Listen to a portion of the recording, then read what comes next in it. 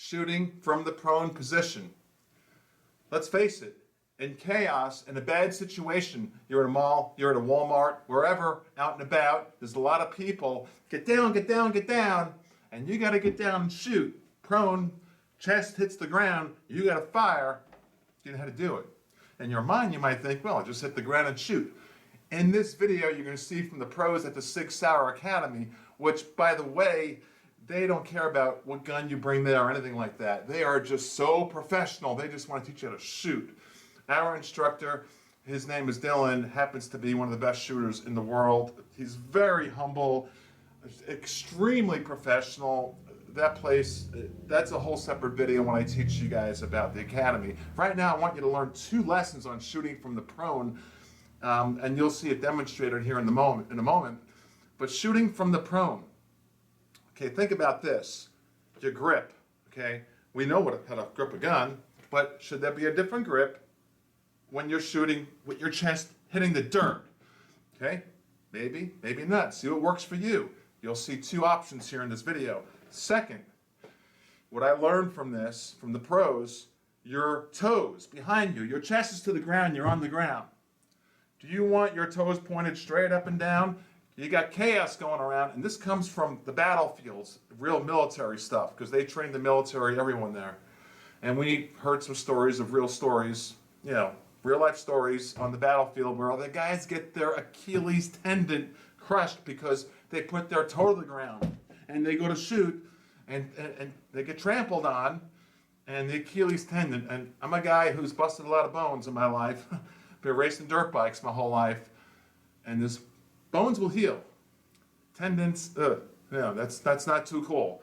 You do not want your Achilles tendon, which is the tendon right behind your ankle bone, okay? It goes from the bottom of your foot up the back of your leg there, right behind your ankle. If someone smashes that Achilles tendon with your toes pointed to the ground while you're trying to shoot, you're out. You know, you'll be hopping around, you're out. So keep that in mind, keep the grip in mind.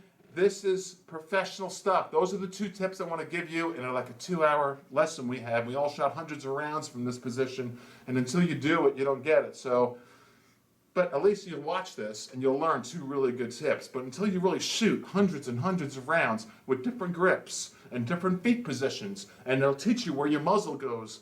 Remember, I'm going to say this a lot in the future.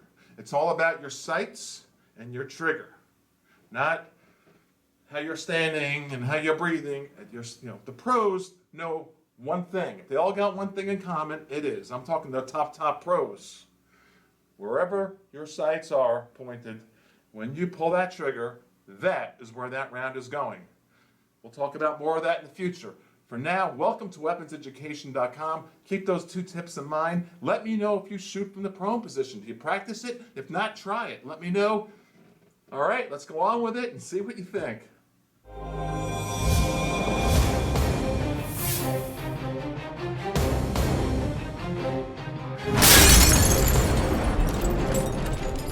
Two options. When I draw the gun, I can draw first and then get into a position, or I can get into that kneeling position and then draw the gun. As long as you're doing it safely, I'm good with it. Just be very cognizant of this leg when I draw.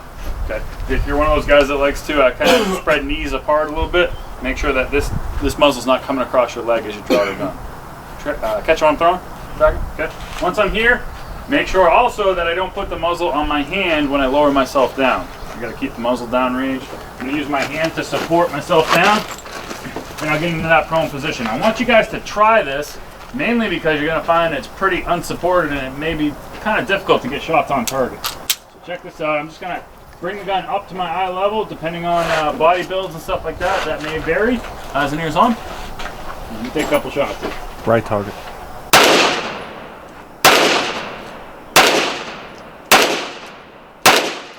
Okay, so what you find is recoil management's a little tough, and that dot's moving around quite a bit.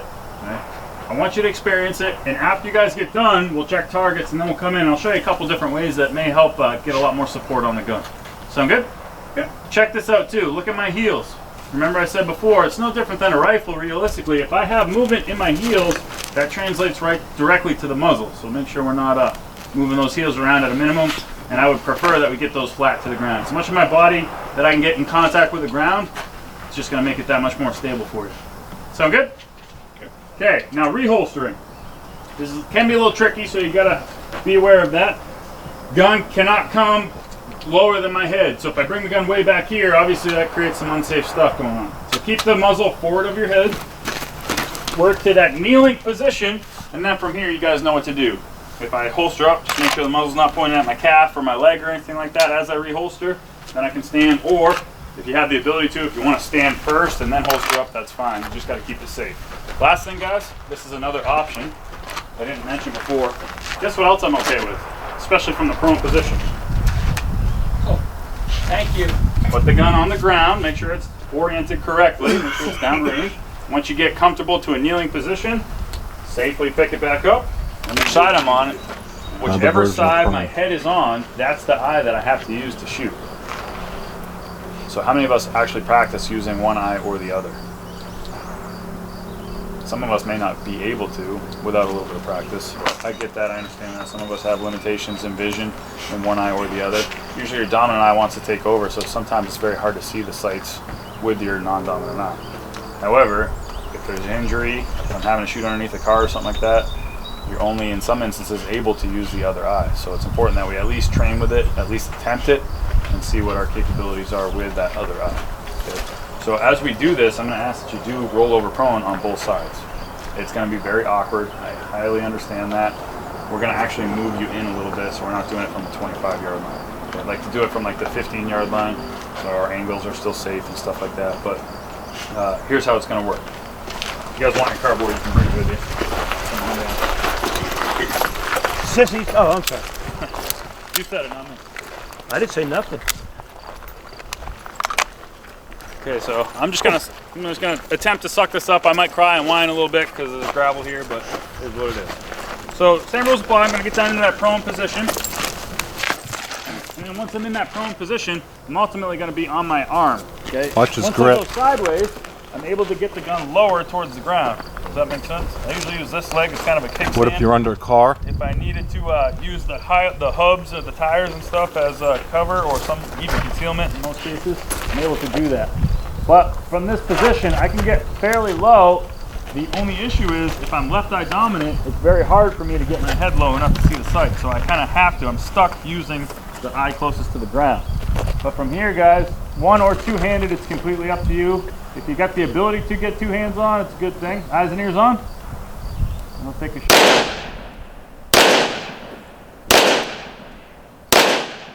Yeah, so you can see it works pretty well. I want you guys to try your dominant side, and if you're feeling okay and froggy, you want to try your left side.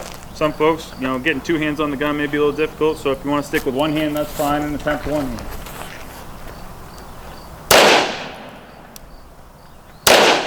He's a pretty good shot. Been shooting since he's 3. You guys get the idea there? Mm-hmm. Okay. He hit a 100-yard shot yesterday with one hand on dominant with his left hand. Work your way up, and you guys know the rest is history. Make sure we're doing everything safely. If you got to lay your gun down to get back up to that kneeling position and then retrieve it, that's fine. Just keep the muzzle oriented downrange. Everybody good with that? Mm-hmm. Good. Questions, comments, concerns? Give it a try, guys. If this doesn't work for you, go back to something that we've already tried, okay? I want you to at least get trigger time regardless. Hey, Mike, what are you trying to do now? We're trying to demonstrate the prone position, Tom, the appropriate way to shoot prone. Okay, how often have you done this? This will be about my 3rd time. Okay, let's see what you can do. Okay, we ready? Yep, line's hot.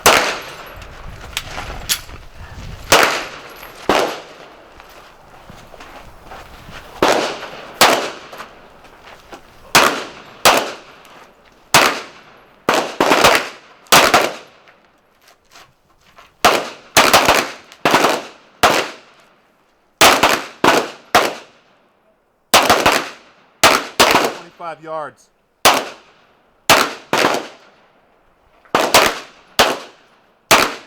75 feet.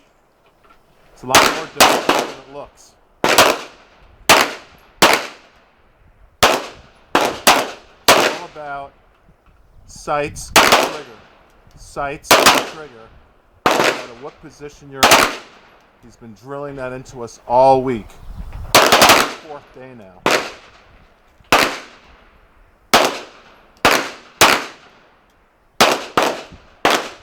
doesn't matter what position you're in. It has to do where that sight is when the fighter is engaged. Okay, Mike, you just did 2 different prone positions. What did the instructor just teach you? Well, he taught us 2 different ways to shoot tone. I could demonstrate for them if you like. One is to get down using your elbows and supporting your weapon and firing. One of the issues here, as you can see, Look at this grip. is that when the gun recoils, you're going to have difficulty getting back on target. So we demonstrated that. Then he demonstrated a method where we use a grip similar to a golf grip, where you interlock the pinky of your non-shooting hand, you place this thumb here, and then you can get your weapon down on the ground, and you need to get a little bit lower, but it gives your weapon a much stabler platform so that you eliminate this kind of rocking and you're able to get more shots consistently on target. Which grip did you find more comfortable? Clearly, from supporting the weapon, this second grip, the interlocking grip, gives you much more stability in firing the weapon from the ground. So then you were even more accurate? Absolutely. Good job. Thank you. Good job. Thank you. Let's watch Mike. Can't tell you Mike's age.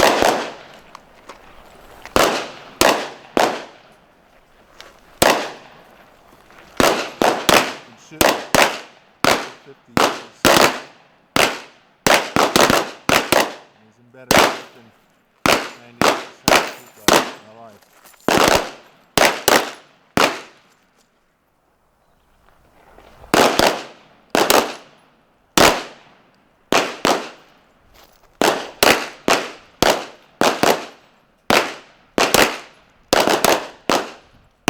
What the line looks like.